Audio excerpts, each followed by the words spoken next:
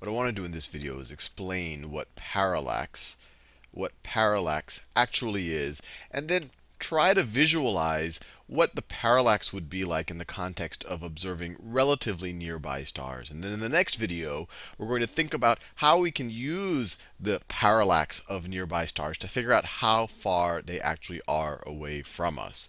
So parallax really is just the apparent change in position of something based on a different line of sight. So, and you see that if you just while you're looking at it at a car, you're going to see that depending on how far different things are from you, it looks like they're moving relative to each other. Right now I'm looking at my computer monitor, and if I move my head around or shake my head around, it looks like the wall behind the computer monitor is moving relative to the computer monitor. We've all experienced this. But let's think about what parallax means when looking at stars. So let me draw the sun here. And obviously none of this is drawn to scale. So let me draw the sun here, and let me draw the Earth at some point in its orbit around the sun. And we're going to pretend like we're looking from above the solar system. So the Earth will be rotating in this direction right over here. And let's say the star that we care about is right over here. The star that we care about is right over here. Obviously, clearly not drawn to scale. And what we're going to do is we're going to wait to the point in the year, so the point in our orbit around the Earth, so that right at dawn, so we're sitting right here on the surface of the Earth. And just to simplify things, we're on the equator. And let's say that this star is roughly in the plane of our solar system. So we're sitting right here. We're sitting right here on the equator. And then right at dawn, right when the first light of the sun begins to reach me. Remember, right now the sun is lighting up this side of the Earth. So right when the first light of the sun is reaching me, I'm looking straight up. So if I look straight up right when the first light of the sun is reaching me, and I look straight up like that, I will be looking in that direction.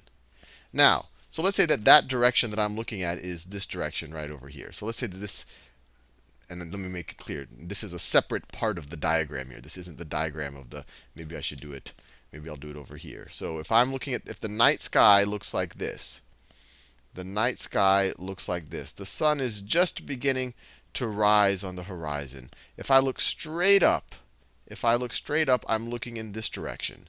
So where would this star be relative to straight up? Well, straight up's going to be like that. The sun is right, the way I drew it right here, right to my left. Straight up is just like that. The sun is just coming over the horizon. This star right here, the apparent position of this star relative to straight up, is going to be at some angle to the left of straight up. It's going to be right over there. And obviously, the star won't be that big relative to your entire field of vision, but you get the idea. Maybe I'll draw it a little bit smaller than just like that. So there's going to be some angle here. And this angle, whatever it is, I don't know, let's just call it theta. That's going to be the same angle as this. And when I talk about the angle, I'm talking about if you measure from one side of the horizon to the other side of the horizon, you're essentially looking around halfway around the Earth. That would be 180 degrees. So you could literally measure what this angle is right over here. Now, let's say we waited 6 months. 6 months, what's going to happen? 6 months, we're going to be on this side of the sun. Our distance, we're assuming that our distance is relatively constant at 1 astronomical unit. Now what happens? If we wait, remember the Earth is rotating. The Earth is rotating like this. So if we wait right at sunset, right when the last glimpse of the sun has just gone away, because you can remember right now the sun is illuminating this side of the Earth. The sun is going to be illuminating that side of the Earth. So if we're sitting right at the equator, right over there, right when the sun is just setting, we look straight up. Right when the sun is just setting, we look straight up. Let me do that in the same color. We look straight up. So 6 months later, when we look straight up, where is the star relative to straight up? Well, now the star will be to the right. It'll be in the direction. So this is our field of vision. If this is our field of vision 6 months later, now the sun is setting. Now the sun is setting all the way to the right on the right horizon. And if we look straight up, this star now is going to be to the right, of straight up. So what just happened here?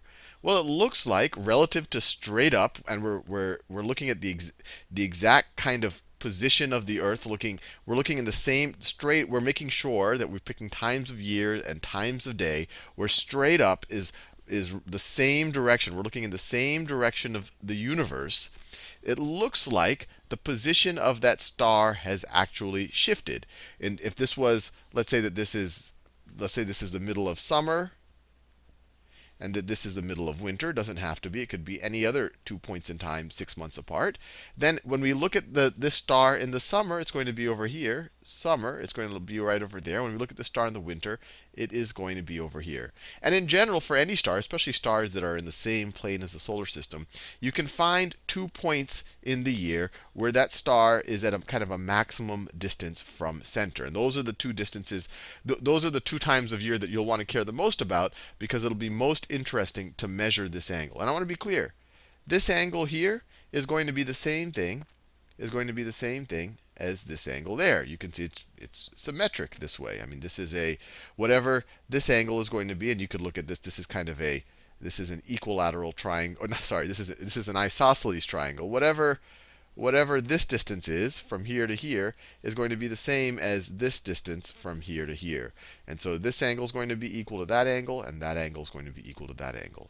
What I want to do in the next video is think about if we're able to precisely measure these angles, either one of them or both of them. And let me be clear. If this angle in the night sky is theta, and this angle right here is theta, the difference over here is 2 theta. So one option, if you want to kind of make sure that your number is reasonably good, you can measure just the total difference that it is around the center and then divide by 2. But in the next video, what I do is, if you are able to measure the change in apparent, or the apparent change in angle here, if you were to be able to measure that, how would you be able to use that information to actually figure out the distance to this star?